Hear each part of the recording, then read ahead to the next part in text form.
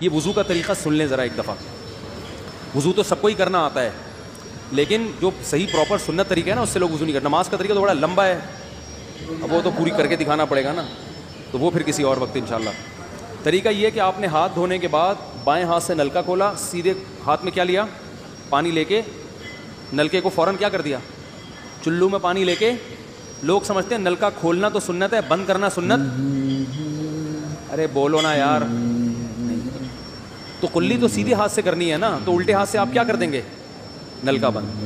کیونکہ نبی صلی اللہ علیہ وسلم جب لوٹے سے پانی نکالتے تھے تو چلو میں پانی لے کے لوٹے کو سیدھا کر دیتے تھے. یہ نہیں کرتے تھے کہ لوٹے سے لوٹا اسی کیفیت میں اور پانی بہتا چلا جا رہا ہے. تو آپ نے نلکے کو لیفٹ ہاتھ سے کھولا اور چلو میں پانی لیا اور فوراً نلکے کو کیا کر دیا, یہ لیا آپ نے, منہ میں کلی کی, مسواک کی, مسواک نہیں ہے تو انگلی سے دانت صاف کیے, غرارہ بھی کیا اگر روزہ نہیں ہے, ٹھیک ہے. پھر نلکا کھولا, پھر بند کیا, پھر کلی, اس طرح. پھر نلکا کھول کے دائیں ہاتھ میں پانی لیا, ناک میں نرم حصے تک پانی پہنچا کے اچھی طرح ناک کو صاف. نلکا پہلے وہ ویسے ہی بند ہو چکا ہے, اب ناک کو اچھی طرح صاف کریں, سامنے والے کا خیال کریں. تو چھوٹی انگلی سے اچھی طرح ناک کو صاف کیا, اس کی رطوبتیں نکالی, ٹھیک ہے. پھر نلکا کھولا, دوبارہ پانی لیا, پھر اسی طرح ناک میں بولو بھائی ڈالا, اور نلکا اسی وقت جب چلو میں پانی بھر گیا نلکا اسی وقت کیا کر دیا. اللہ نے 2 ہاتھ اسی لیے دیے ہیں کہ اس سے نلکا بند کیا جائے اور اس سے کیا کیا جائے, پھر یوں کیا, پھر 3 دفعہ. 6 چلو پانی خرچ ہوا نا, چلو اس کو کہتے ہیں, 6 چلو پانی خرچ ہو گیا. پھر آپ نے کیا کیا, نلکا کھولا لیفٹ ہاتھ سے. جو اصل طریقہ ہے وہ تو یہ ہے, سیدھے ہاتھ میں پانی لے کے نلکا بند کیا اور سیدھے ہاتھ سے پانی پیشانی پہ ڈال کے دونوں ہاتھوں سے پھیلا لیا. 3 دفعہ اس طرح کیا. تو یہ عمل کتنی دفعہ کیا, نلکا ہر دفعہ میں بند ہو رہا ہے.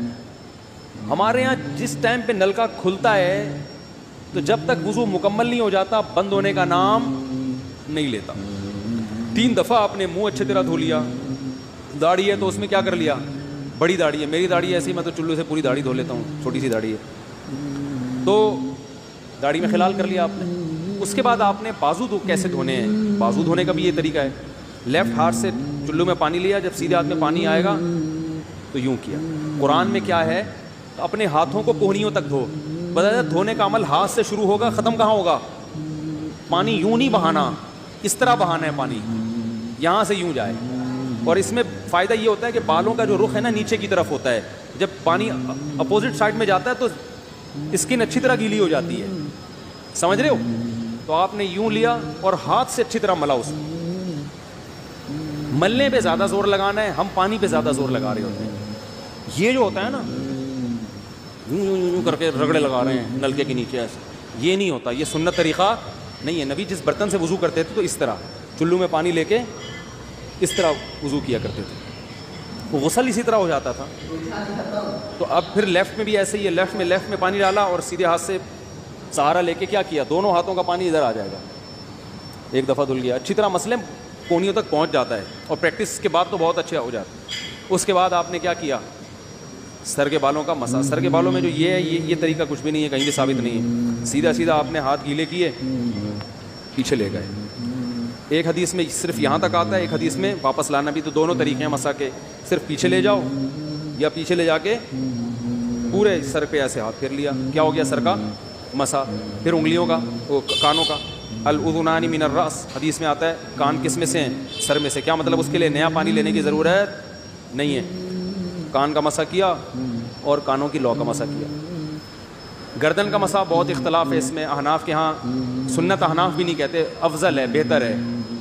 سنت کے لیے جتنی مضبوط دلیل ہونی چاہیے وہ گردن کے مسا پہ نہیں ہے, اس لیے احناف کا بھی فتویٰ یہی ہے کہ بہتر ہے کر لو, سنت نہیں, زیادہ اس کو مستحب کہا جائے گا. تو گردن کا مسا کر لیں تو بھی ٹھیک ہے, نہیں کریں بولو بھائی ٹھیک ہے. لیکن یہ جو یہاں کا مسا نہیں ہوتا, بعض لوگ پوری گردن کو یوں کر کے لا رہے ہوتے ہیں, ایسا نہیں ہے.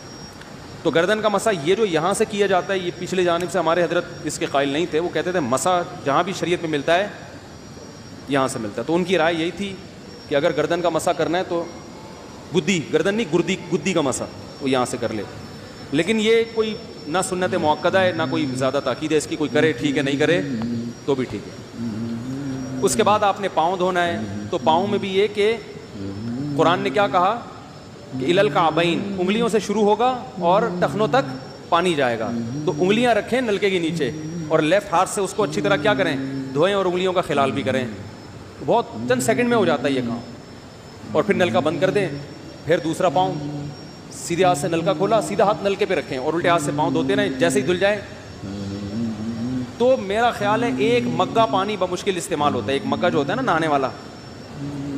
لیکن آج اگر جو لوگ وضو کر رہے ہیں نا, ان کا پانی اگر آپ دیکھ لو تو بالٹیوں کی بالٹیاں خرچ کر رہے ہوتے ہیں. اور معذرت کے ساتھ کم بختوں کا وضو پھر بھی نہیں ہوتا. پھر بھی ان کو شک ہوتا ہے کہیں کوئی جگہ خشک نہ رہ گئی.